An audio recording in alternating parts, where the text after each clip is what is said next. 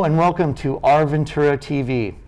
I'll be your host today. I'm Jeff Donovan and I'm joined by Fuller French, an American composer, arranger, songwriter, singer, and piano player. Welcome to the show, Fuller. Thank you very much. I'm happy to be here. Why don't we start off, tell me a little about your history and your experience in the music industry. Well, let's see. I grew up in Texas and played the piano from an early age, and started writing songs in high school and college. And after college, I moved out here, recorded a few things, and it was a dry run for a long time, you know, and I couldn't really get people to listen to it. And so some time went by, and all of a sudden, a record company called me and said they wanted to release one of those early songs, and that was about 3 years ago. And so that came out as a smooth jazz single, and I've been writing new ones ever since, and just released the second EP, so have a couple of singles out this summer. Okay. Yeah. What style or genre would you consider your music? You know, I've listened to a lot of it. I heard a lot of Latin influences, a lot of jazz influences, some pop influences. What style would you consider it? Oh wow! Well, I always tell people it's just I love beautiful music. You know, I hope that it's inspiring to people. It has a romance to it and a beauty, but it's, you know, I'm influenced by a lot of things, and Brazilian music is definitely one of them. You know, I've written smooth jazz songs. I've got some pop songs. I've orchestral. I even have an EDM remix single coming out in about a week or two. So it's a wide range of all right. Well, where would you say the roots of it come from?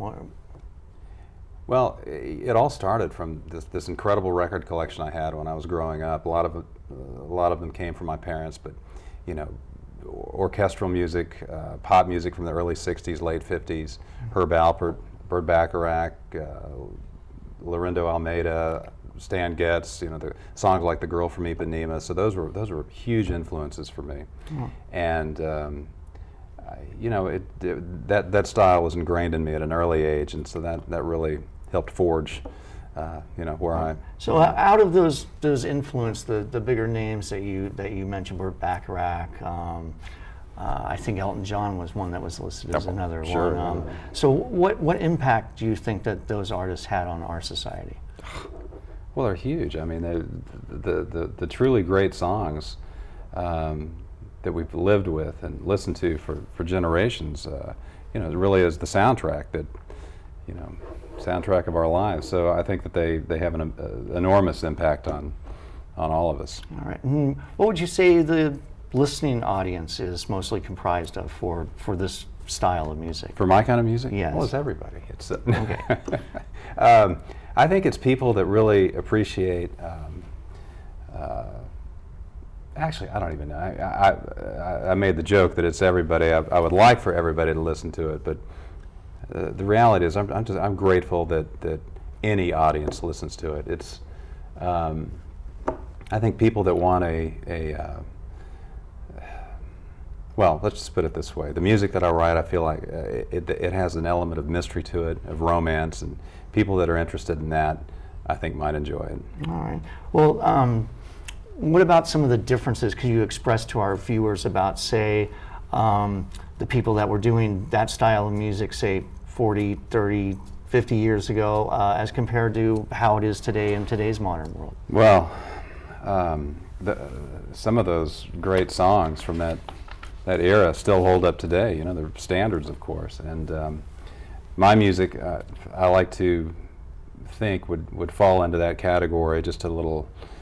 With more of a modern twist, you know, it's more contemporary. So I understand that you're going to be coming out with some music from some different genres in the near future that you possibly never explored. Tell me a little bit about that. Well, the one big one is a single that I had earlier in the summer. It's called Champagne Rendezvous, and it's all about. Again, a little mystery and romance. It's about being in Saint-Tropez on a yacht with a lot of champagne and all that kind of thing. And you know, it's a romantic song. Well, we've decided to have it remixed in a dance club style, and I've got a great guy named Mike Smith, who is one of the best in the world, and he's remixed it. Anyway, that single's coming out in a couple of weeks, and I think it's pretty good. All right, it's interesting. Listening to your two EPs, the first EP I was taken by the fact that it was all instrumental, and the second one had vocals on every track. So how did that difference come to be, and when did you decide to switch over from all instrumental to having vocals on the tracks? Well, when I got that first call that the company wanted to release this instrumental song that I'd done in in the 90s, let's just say. It was a long time ago, and that song did fairly well around the world in the smooth jazz market, so they wanted more songs in that style. Well, I had some other songs that I'd written that weren't instrumental, so I had to find the old master tapes and send them to the studio, to Capitol. And the Ampex tapes, the 24 tracks tapes from that era, if you play them raw, the backing comes off, so they have to actually bake them. I learned all this recently. They bake them in a convection oven for 10 hours, and it firms them up, so then you transfer those to a hard drive. So once I was able to do that, I stripped the old vocals off, the demo vocals I had done, and determined that there were a few songs that would fit into this instrumental smooth jazz category. And then I wrote a couple of new ones too. One in particular was called Something Wonderful.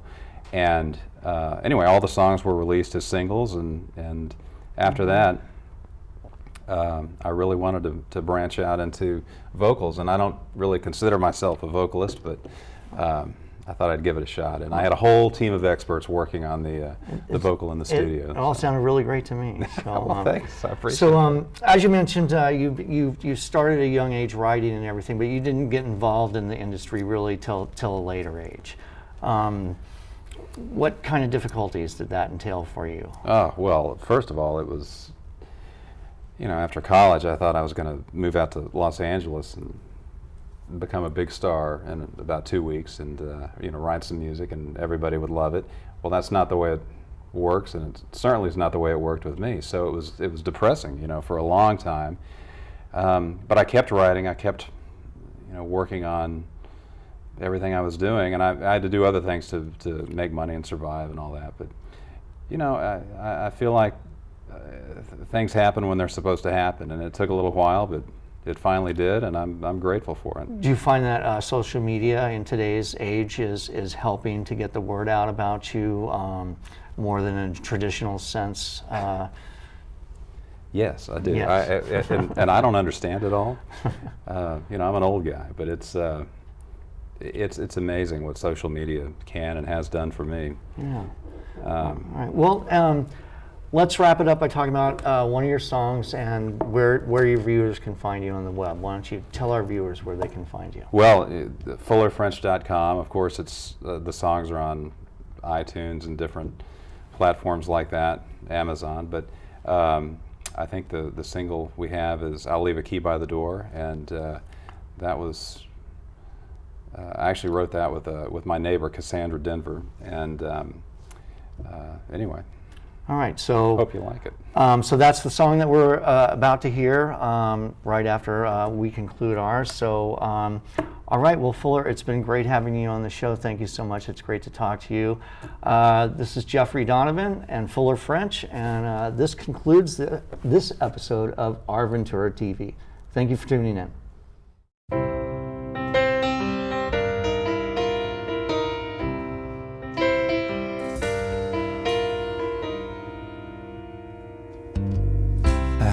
I told you that lately I've been wondering how I could get you back into my life again. I know we're older and the cold is still a memory. Don't think of consequences if you need a change of scenery. I light the fire now. Won't you come on in? Come on, baby, we could just be friends, and like we did it before. I'll leave a key by the door. I know you think crazy, 'cause what I'm saying sounds a bit too racy for your society. But if you think that there's a chance of interaction, don't worry what you're wearing. I don't need the latest fashion. All I need is you. And won't you come on in? Come on, baby, we could just be friends. And like we did it before, I'll leave a key by the door. So consider yourself formally invited. I don't care when you come, but make it tonight. And all I'm asking for is a little of your time. Oh, would you be so kind? Oh, won't you come on in? Come on, baby, we could just be friends. And like we did it before,